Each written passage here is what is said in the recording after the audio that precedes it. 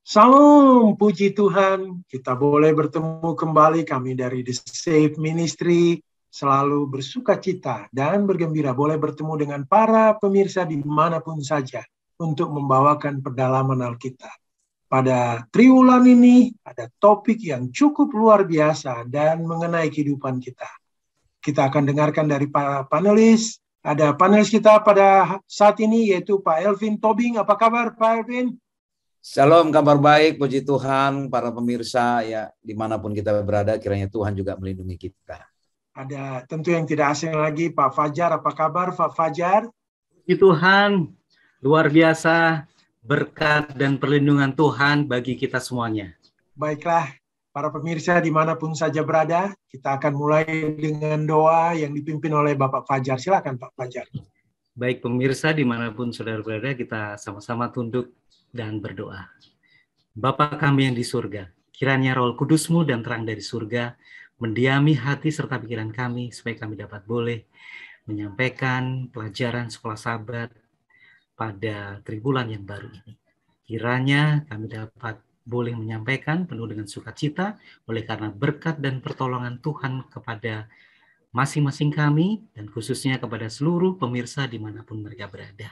Supaya Tuhan akan curahkan Roh Kudus-Mu dari surga. Dalam nama Yesus kami berdoa dan mengucap syukur. Amin. Amin. Baiklah pemirsa, kita akan minta Pak Tobing kira-kira apa ini pembahasan di triwulan baru ini. Saya kira ini suatu pelajaran yang baru yang menyegarkan pikiran kita, dan kami berharap ada inspirasi baru yang keluar dari triwulan ini. Silakan Pak Tobing. Baik, pemirsa yang berkati Tuhan, triwulan ini kita memasuki pelajaran yang sangat mendasar dan sangat filosofis bagi kita, tapi banyak penerapan yang bisa kita dapatkan nanti di dalam kehidupan kita. Pertama ini kita akan membahas masalah penciptaan. Ketika kita bicara penciptaan, kita berarti bicara sejak awal sejarah dunia ini, bahkan awal sejarah Alkitab. Satu ayat yang sangat populer ya bagi kita orang Kristen sejak kecil. Saya pikir ayat ini ayat yang sangat monumental dan mudah sekali kita ingat. Kejadian 1 ayat 1. Pada mulanya Allah menciptakan langit dan bumi.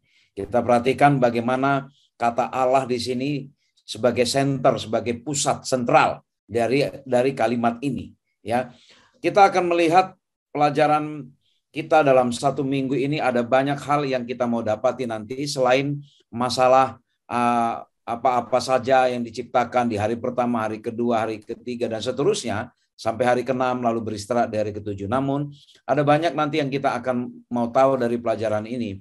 Siapa yang menciptakan? Allah itu siapa? Lalu bagaimana Allah menciptakan dan kualitas ciptaannya itu seperti apa, Pak Darwis? Lalu apakah penciptaan ini nanti memang disengaja atau terjadi pelan-pelan seperti teori evolusi yang pernah kita dengar mungkin. Lalu kalau Allah yang menciptakan, apa nanti dampaknya bagi kita? Lalu apa tanggung jawab Allah sebagai pencipta? Ya, lalu nanti kita juga pemikiran kita akan dibawa bahwa Allah sebagai pencipta itu adalah Allah yang luar biasa, yang jarak kita dengan Allah jauh, tapi Allah juga adalah Allah yang dekat. Nah, nanti kita lihat. Kemudian apa hubungannya nanti?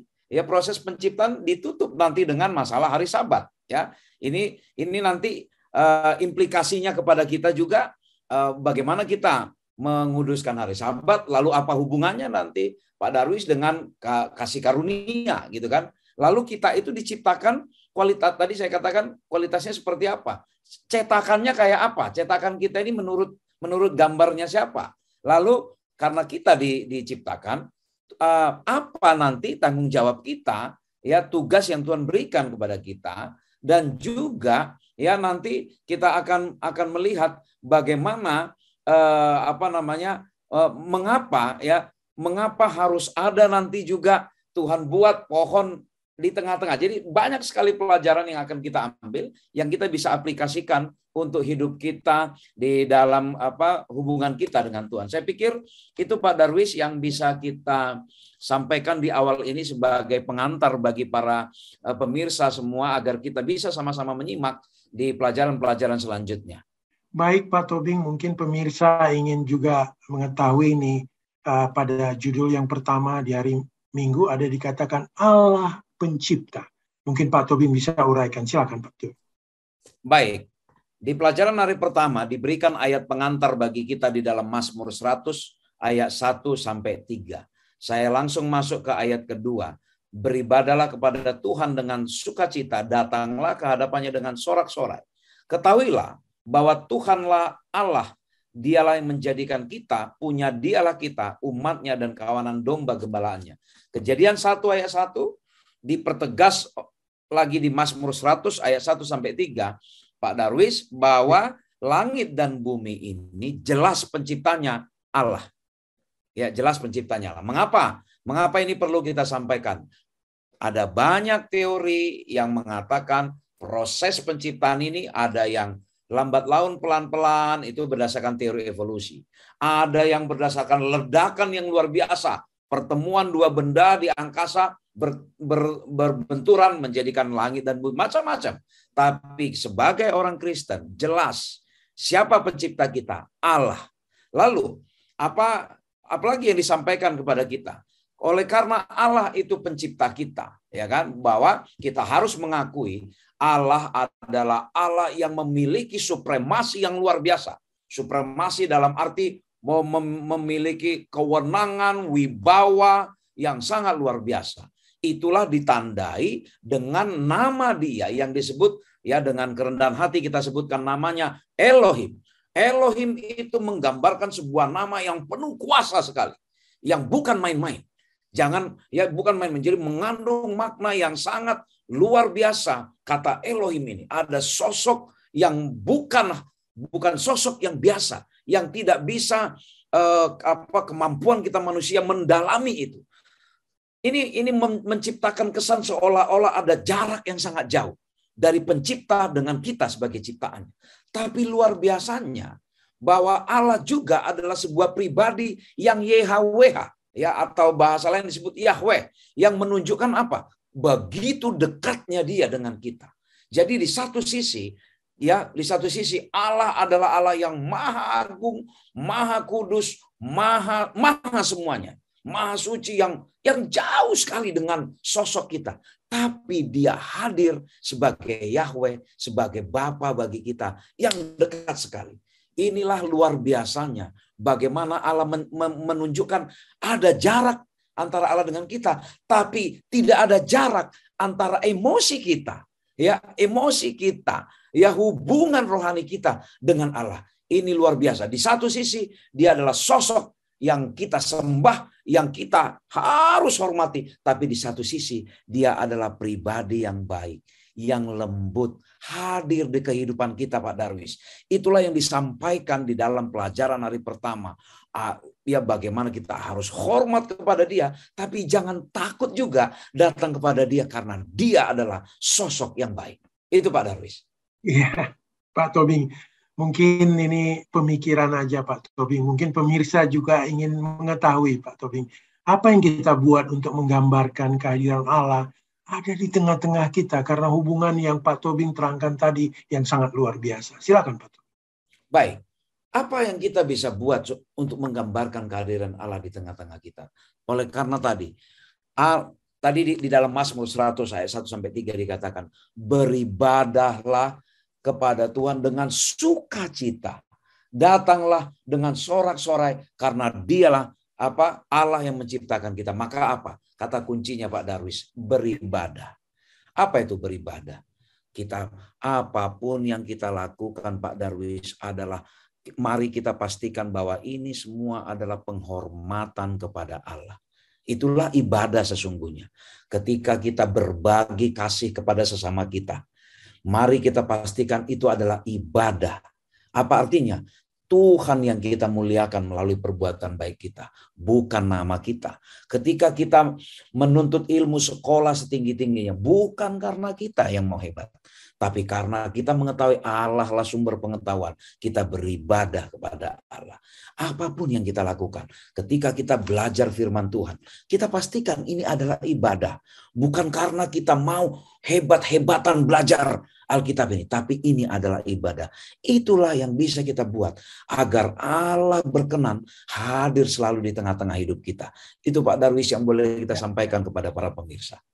Baik Pak Tobing, saya mau beralih ke Pak Fajar ini. Pak Fajar, mengenai penciptaan. Silakan Pak Fajar, mungkin boleh diperluas ini mengenai penciptaan ini. Silakan Pak. Ya, puji Tuhan. Panelis sebelumnya, Saudara Elvin sudah menyampaikan, membahas tentang siapa pencipta ini, atau Allah ya, yang memiliki satu peran yang sangat besar atas kejadian seluruh alam semesta ini. Kalau kita lihat kitab Kejadian ini benar-benar mengulas tuntas siapa diri kita, dari mana asal-usul kita, siapa yang menciptakan manusia, siapa yang menciptakan langit dan bumi. Ini luar biasa sekali nih, pemirsa yang diberkati Tuhan. Tentunya kita akan bahagia sekali. Kita sangat senang sekali membaca kitab Kejadian, di mana kita mengetahui jati diri kita sendiri, kemudian kita mengetahui siapa pencipta akan segala sesuatu yang ada di seluruh alam semesta ini. Tadi sudah dijelaskan sangat begitu detail sekali ya, Allah yang penuh kasih. Nah, kalau kita lihat pencipta saja itu adalah satu oknum yang penuh dengan kemuliaan, penuh dengan kebaikan gitu ya. Nah, hal yang diciptakan juga itu penuh dengan kebaikan juga. Mari kita lihat di dalam Kejadian 1 ayat yang ke-3 dan ke-4 ya. Berfirmanlah Allah, jadilah terang, lalu terang itu jadi. Allah melihat bahwa terang itu baik, lalu dipisahkannya lah terang itu dari gelap.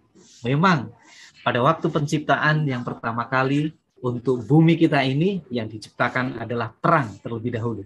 Dan Allah melihat terang itu baik. Nah, kalau kita lihat beberapa ayat-ayat yang diungkapkan di dalam kitab Kejadian ini, banyak sekali dari hari pertama sampai hari yang ke-6, semuanya adalah baik adanya. Nah, kalau kita lihat di sini, pemirsa yang diberkati Tuhan, Tuhan itu memiliki satu rencana yang baik untuk kita semuanya. Segala sesuatu yang disempurnakan, yang diciptakannya itu adalah sempurna adanya. Dan ini kata baik, kata sempurna, kata sesuatu yang indah, ini bertolak belakang dengan sesuatu kata yang bernama kejahatan. Sesuatu hal yang tidak baik, sesuatu yang kotor, itu tidak ada pada waktu penciptaan. Jadi Tuhan yang menciptakan langit dan bumi ini, memang betul-betul Dia menciptakan dengan begitu sempurna, dengan begitu indahnya, dengan begitu baiknya, sehingga Dia mengucapkan kata-kata yang terbaik. Maka Dia melihat segala sesuatunya itu adalah baik adanya. Inilah yang kita mesti cermati ya. Semua datang dari Tuhan itu sesuatu yang sempurna, sesuatu yang baik. Nah, baik berarti sempurna dan indah, tidak ada satu kejahatan di dalamnya. Penjelasan penciptaan ini sangat bertentangan sekali dengan dari sisi kata-kata yang seperti dogma evolusi, yang menyatakan bahwa bumi itu tercipta karena satu proses. Dari sesuatu yang tidak sempurna menjadi sesuatu yang sempurna. Ini sangat bertolak belakang sekali. Demikian Pak Haris. Baik Pak Fajar, ini pemikiran aja untuk kehidupan kita. Apa sih yang dapat kita tunjukkan Pak? Bahwa memang penciptaan telah dilakukan dengan sangat baik. Yang masih kita bisa lihat pada saat ini. Silakan Pak.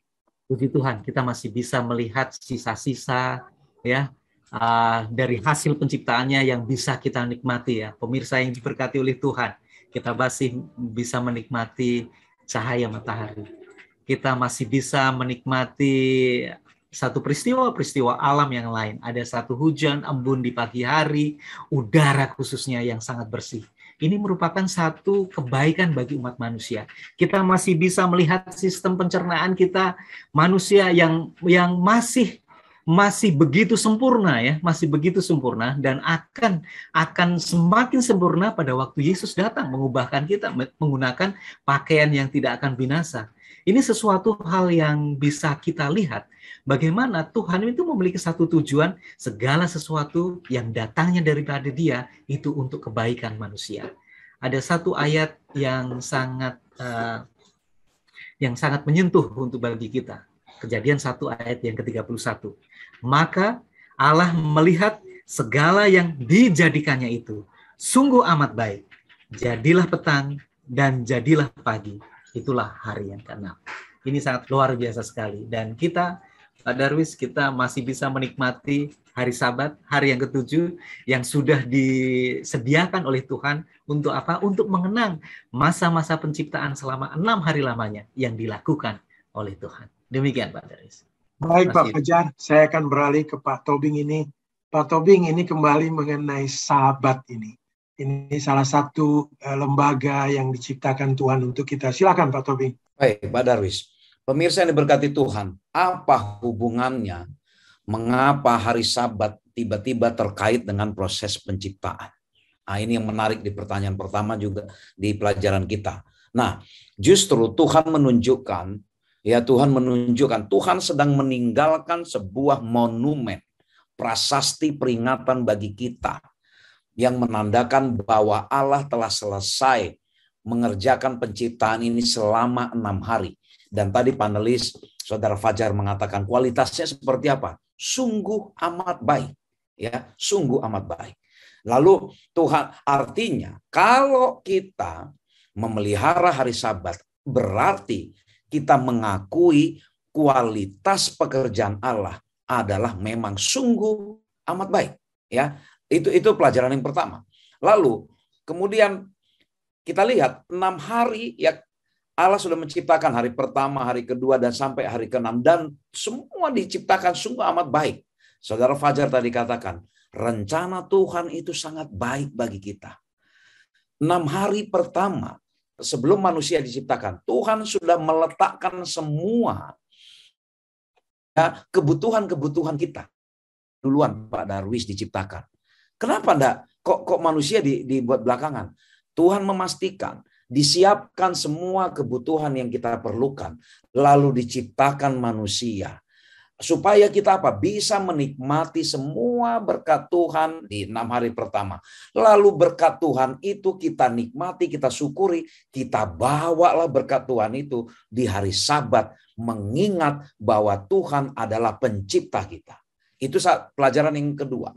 Pelajaran yang ketiga, hari Sabat adalah akhir dari proses penciptaan. Sekaligus menyatakan bahwa ini adalah akhir pertama dari sejarah manusia. Ini mengandung makna yang dalam, para pemirsa ya. Akhir pertama artinya apa? Inilah juga yang menggambarkan bahwa akhir dari hidup kita, hidup kita manusia, akhir dari penderitaan kita, akhir dari perjuangan kita. 6 hari adalah hari kerja, artinya hari perjuangan. Akhir dari perjuangan kita ditandai dengan hari Sabat. Jadi hari Sabat adalah tanda dari akhir dari perjuangan kehidupan kita. Maka hari Sabat tidak bisa dilepaskan dari proses penciptaan. Mengapa? Sekaligus menandakan bahwa hari Sabat adalah bukti pengakuan kita bahwa Allah adalah pencipta kita. Dan bahkan setelah kejatuhan pun, setelah kejatuhan manusia pun, hari Sabat menggambarkan apa? Menggambarkan proses bagaimana Allah menunjukkan sebuah harapan bagi kita. Maka disebut tadi inilah akhir pertama. Sampai nanti pun dari akhir kehidupan penderitaan kita adalah ditandai dengan hari Sabat. Jadi apa implikasinya bagi kita, para pemirsa semua? Hari Sabat bukan sekedar sekedar menutup akhir pekan. Tapi ada banyak pelajaran di situ yang disampaikan kepada kita. Kalau kita memelihara hari Sabat, sesungguhnya kita mengakui Allah pencipta kita. Dan kita beribadah kepada Allah yang benar.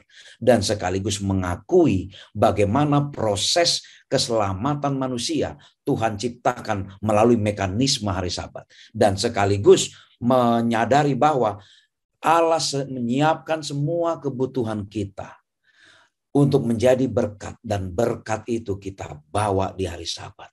Jadi jangan ada datang dengan mengeluh di hari Sabat, karena justru harusnya kita datang membawa berkat di hari Sabat. Bersyukur karena 6 hari Tuhan sudah siapkan kebutuhan kita.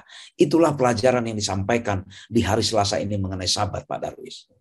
Iya, Pak Tobing, ini juga menjadi pemikiran kita dalam aplikasi kehidupan apa sih yang dapat kita lakukan pada hari Sabat, menunjukkan akan harapan kehidupan baru yang akan datang, Pak Tobi. Silakan. Baik, Pak Darwis. Secara lahiriah, kita apa yang kita lakukan agar hari Sabat itu menunjukkan ada harapan. Secara lahiriah, tidak ada yang perlu kita khawatirkan ketika kita datang memelihara hari Sabat. Kita punya keyakinan bahwa Allah akan menyediakan hari-hari bekerja ke depan untuk kita, ya. Ketika kita 6 hari yang lalu sudah kita lewati, kita datang bersyukur membawa berkat kepada Tuhan, dan kita yakin lagi kita siap untuk menerima berkat 6 hari ke depan lagi, Pak Darwis. Itulah sebenarnya siklus yang Tuhan sudah siapkan bagi kita. Itu secara lahiriah. Secara rohani, penderitaan, perjuangan iman kita itu, ya, tadi sudah saya katakan, diakhiri dengan hari Sabat.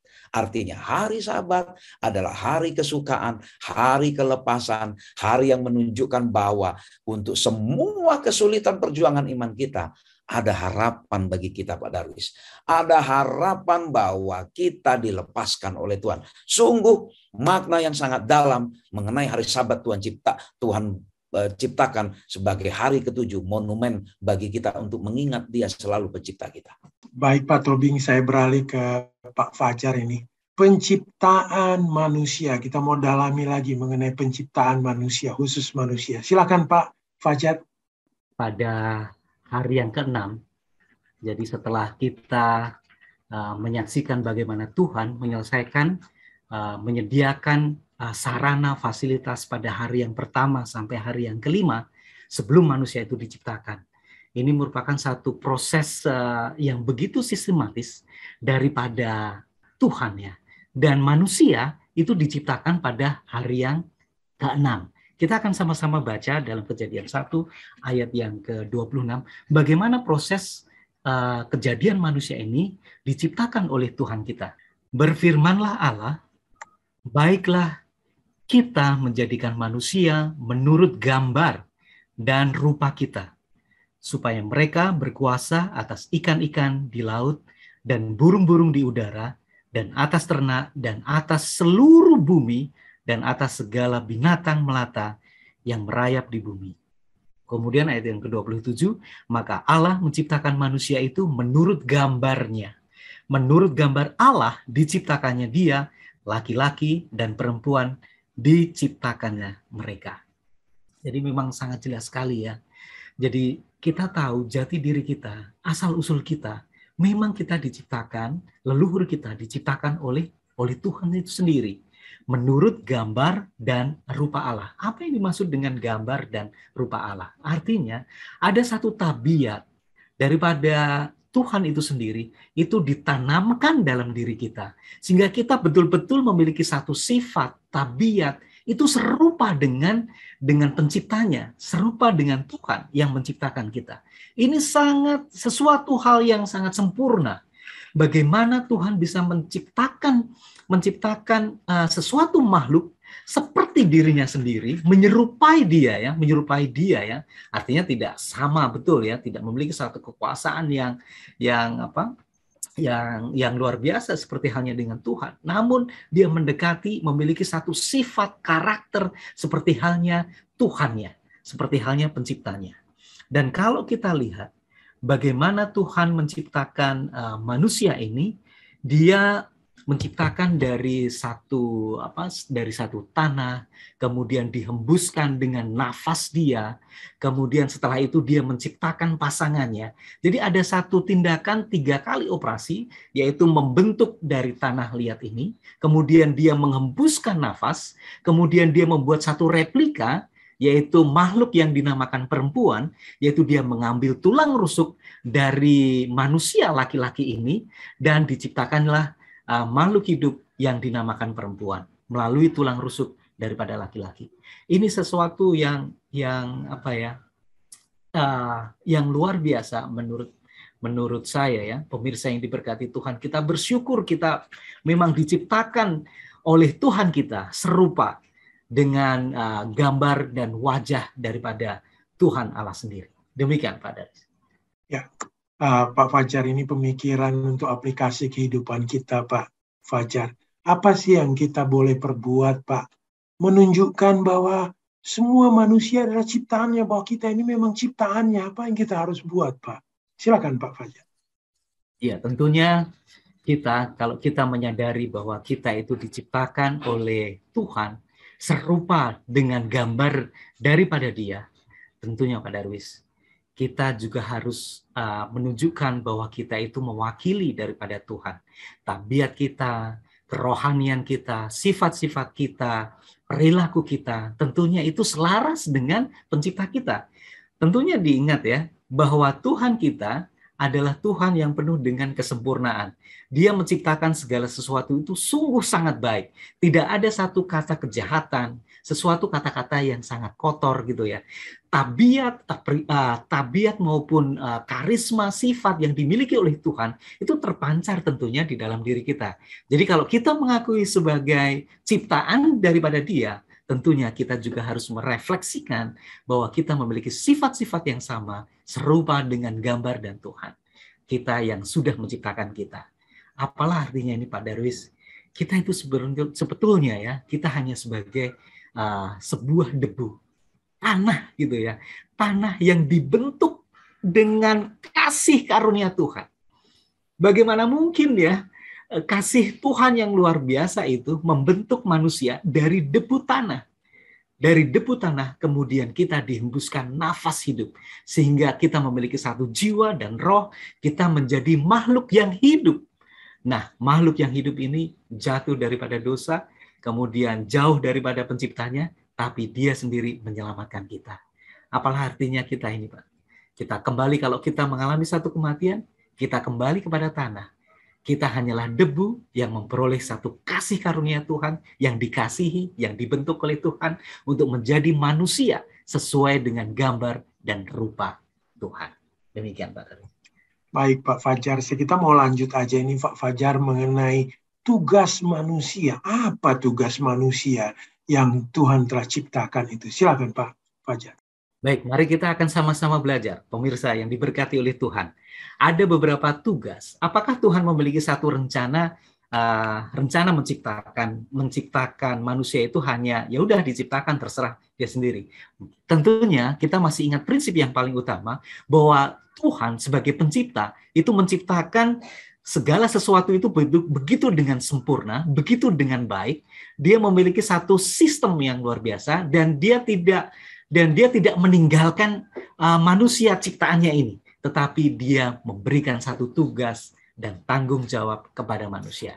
Nah, sekarang apa ini ya tugas dan tanggung jawab manusia ini? Yang pertama adalah mengusahakan. Tentunya dia ditempatkan ya. Yang pertama dia ditempatkan di Taman Eden, Taman Firdaus gitu ya. Kemudian dia mengusahakan dan memelihara taman yang itu, ada satu usaha sehingga taman yang di mana dia tinggali itu membawa satu hasil yang berbuah. Mari kita baca dalam Kejadian 2 ayat yang ke-15. Kita sama-sama membacanya. Tuhan Allah mengambil manusia itu setelah diciptakannya dan menempatkan dalam Taman Eden untuk mengusahakan dan memelihara taman itu. Jadi tugas pertama dari manusia di mana dia ditempatkan oleh Tuhan adalah mengusahakan dan memelihara taman itu. Ayat yang ke-16. Lalu Tuhan Allah memberi perintah itu kepada manusia. Semua pohon dalam taman ini boleh kamu makan buahnya dengan bebas. Tetapi pohon pengetahuan yang baik dan yang jahat itu janganlah kau makan buahnya, sebab pada waktu engkau memakan, pastilah engkau mati. Ada satu prinsip yang ditanamkan oleh Tuhan sebagai pencipta. Kamu boleh makan ya. Semua buah-buah pohon yang ada di taman ini boleh kamu makan, kecuali satu. Ini ada aturan yang diterapkan oleh Tuhan sebagai pencipta untuk kepada manusia supaya manusia itu menuruti. Nah, pertanyaan adalah pohon apakah itu ya? Tetapi pohon pengetahuan yang baik dan yang jahat jangan kamu makan. Boleh manusia mengusahakan semua tanah supaya menghasilkan buahnya, itu tugasnya. Yang kedua, boleh kamu makan buah-buah dari pohon-pohon yang ada di taman ini. Kecuali ada satu aturan yang diterapkan oleh Tuhan. Jangan kamu memakan buah pohon pengetahuan yang baik dan yang jahat. Jadi Tuhan, Sang Pencipta ini sudah memberikan satu nasihat ya kepada manusia, memberikan satu dorongan untuk bekerja dan nasihat yang terbaik supaya jangan melanggar aturan yang sudah ditetapkan oleh Tuhan. Kemudian yang ketiga adalah Kejadian 2 ayat yang ke-18. Kita mulai.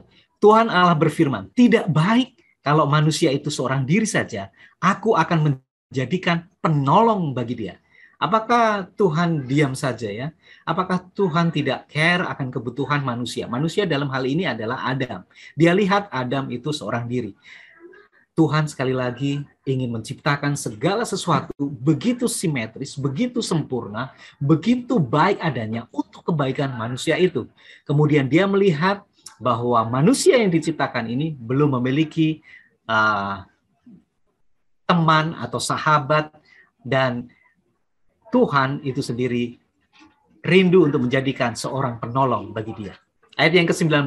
Lalu Tuhan Allah membentuk dari tanah segala binatang di hutan dan segala burung di udara. Dibawanya semuanya itu kepada manusia untuk melihat bagaimana ia menamai dan seperti nama yang diberikan manusia kepada tiap-tiap makhluk hidup. Jadi selain daripada dia manusia ini mengusahakan tanah, kemudian menanam segala sesuatu, dia juga menamai makhluk-makhluk hidup yang diminta oleh Tuhan datang kepada Adam. Manusia itu memberi nama kepada segala ternak, kepada burung di udara. Kemudian ayat yang ke-21, ini yang menarik ini Pak Darius. Lalu Tuhan Allah membuat manusia itu tidur nyenyak. Ketika ia tidur, Tuhan Allah mengambil salah satu tulang rusuk daripadanya, lalu menutup tempat itu dengan daging. Dan dari tulang rusuk yang diambil Tuhan Allah dari manusia itu, dibangunlah seorang perempuan, lalu dibawanya kepada manusia. Jadi seorang perempuan diciptakan oleh Tuhan dari tulang rusuk manusia atau tulang rusuk dari Adam ini, menjadi penolong bagi dia. Ini sesuatu yang sangat menyenangkan sekali. Tuhan rindu memiliki satu kepedulian kepada kebutuhan manusia, dan dia ciptakan satu pasangan, yaitu Hawa, dibawa kepada Adam. Demikian Pak Darius. Iya Pak Fajar, ini hanya pemikiran aja dalam kehidupan kita sekarang saat ini. Apa tugas utama dalam perkawinan yang harus kita hormati Pak Fajar? Amin, puji Tuhan. Ya. Jadi rupanya lembaga tadi dijelaskan oleh saudara panelis Elvin, apa yang menarik dari penciptaan ini. Ada dua lembaga sebetulnya. Satu lembaga yaitu hari Sabat atau hari ke-7 yang disucikan oleh Tuhan. Dan lembaga yang kedua itu adalah lembaga perkawinan. Tingkatnya sama. Jadi Tuhanlah yang mempersatukan mereka menjadi satu rumah tangga yang baru. Kalau kita lihat perkawinan ini sangat begitu suci. Kalau kita lihat filosofi yang begitu dalam pada waktu penciptaan selama 6 hari, kemudian ditutup dengan hari yang ke-7, kemudian Tuhan sendiri mengesahkan satu lembaga perkawinan disahkan oleh Tuhan.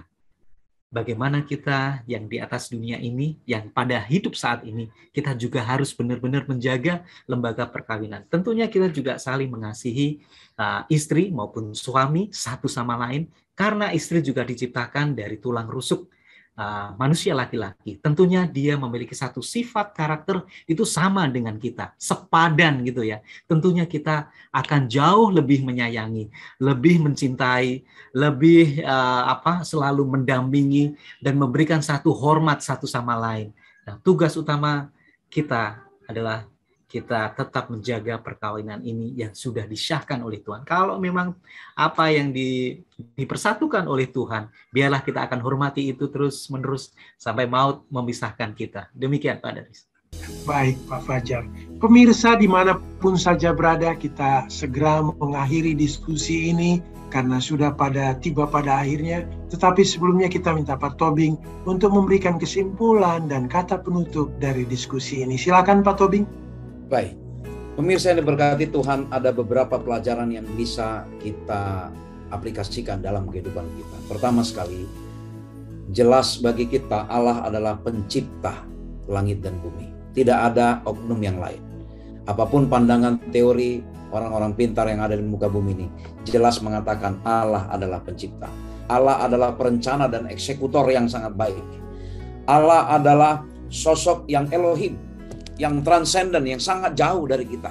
Kita harus hormati, kita harus dengan sujud menyembah.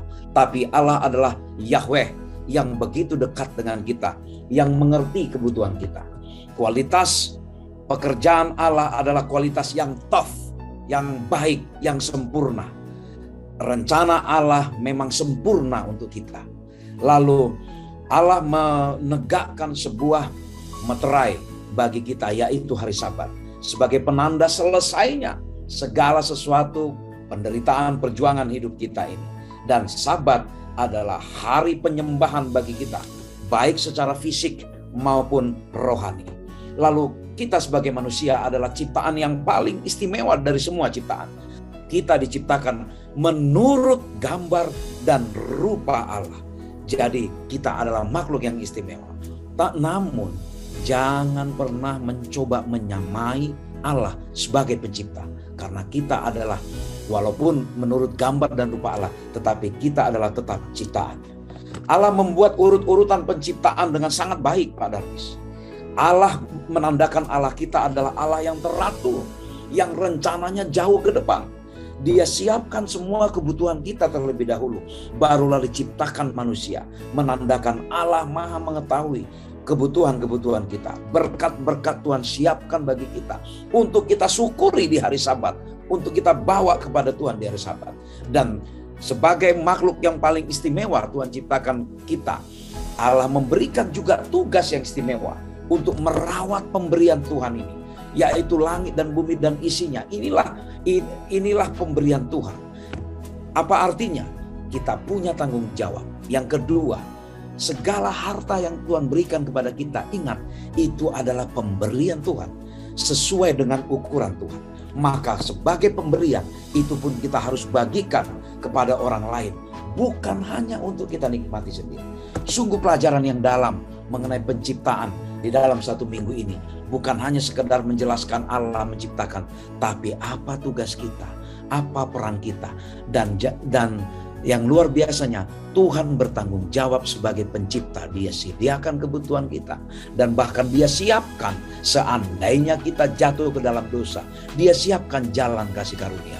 Sungguh besar nama Allah Elohim itu, sungguh sangat halus hati Allah, yaitu Allah Yahweh itu. Apa yang kita ragukan lagi sebagai ciptaan? Mari kita agungkan nama Tuhan sebagai pencipta. Mari kita hormati sesama manusia sebagai sesama ciptaan yang harus kita kasih. Itulah pelajaran yang sedang disampaikan kepada kita. Kiranya Tuhan memberkati kita. Amin. Terima kasih Pak Tobing, terima kasih Pak Fajar. Luar biasa pelajaran kita hari ini. Pada pemirsa, kami berharap bahwa diskusi kali ini memberikan inspirasi baru bagi kita, menyegarkan pengertian kita mengenai penciptaan. Baiklah, kita akan tutup diskusi ini dengan berdoa yang dipimpin oleh Bapak Tobing. Silakan Pak Tobing. Kita berdoa. Ya Allah Bapa di sorga, pemahaman kami sangat sederhana mengetahui Engkau sebagai sosok pencipta kami. Tapi mata iman kami meyakinkan kami bahwa Engkau benar-benar Allah pencipta kami, Allah bagi kami. Apa yang kami perlu khawatirkan Tuhan di dalam hidup ini? Engkau telah menyediakan terlebih dahulu kebutuhan-kebutuhan kami, barulah Engkau menciptakan manusia.